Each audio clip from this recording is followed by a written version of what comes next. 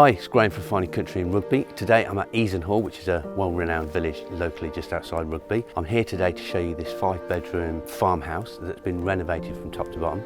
I'd like to pay particular attention to the acre plot and all the barns that have got potential that come with the property. Some of them have been converted to playrooms and workshops. Let's go and have a look.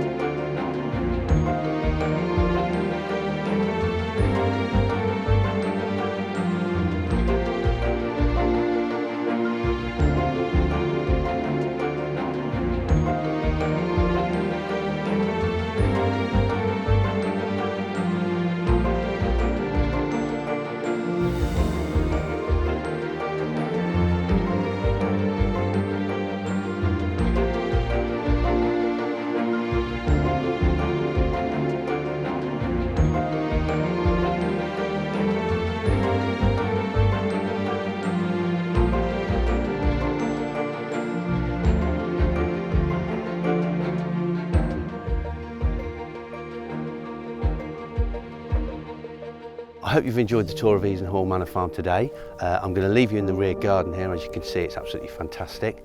Please feel free to contact me on the details that are about to follow. Thank you.